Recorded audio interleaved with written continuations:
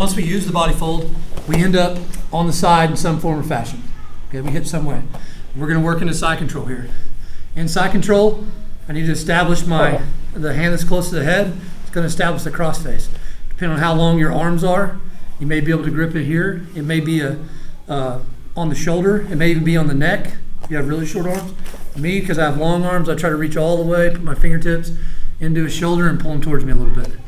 That little pull right there, that allows me to put some pressure on him without any twisting. If you see his position of his chin, when I pull, it goes a little bit to the left, so that shoulder pressure is extra. And then I can twist and give him some more pressure.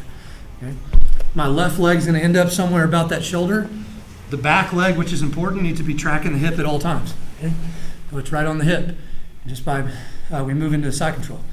I can lock my hands together if you like. I personally like to grab the lat and leave this hand free. It's just kind of here and it's ready to attack with. Okay? If he frames like he is now, we're going to attack the Americana almost every time. All right? So to make this a little easier on me, I'm going to take my cross face, once I've established my position, I'm going to come across the head and I'm going to put my elbow right in the pocket. Okay? By pocket, I mean that spot right there. It was right there. Okay? His hand is now easy for me to swim inside, turn down, and he's in the Americana. Okay?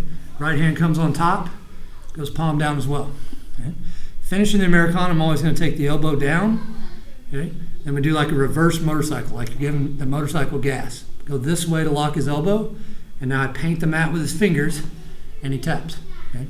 You'll notice this little detail of rolling the arm this way makes this work much faster. So we're here in side control. We've got our cross face, got our back leg on the hip. Okay?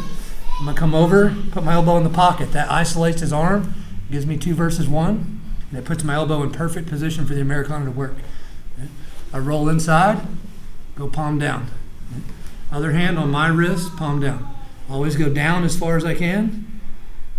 Rotate the hand like motorcycle gas, and then paint the floor with his fingers. If I don't do any of that, he has a lot of motion before I can get the tap. But by coming down, grip, very quick. Okay? The crucial thing with this Americana is this elbow position.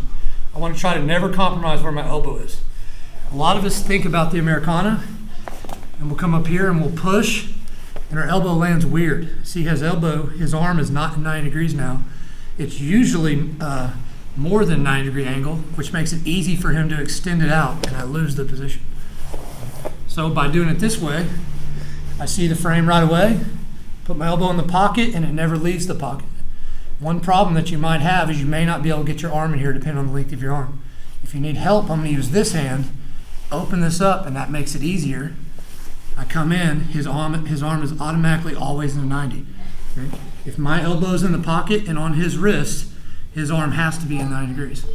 So it makes it a lot easier to keep this. Down, motorcycle, paint the floor. Any questions? All right, work this Americana.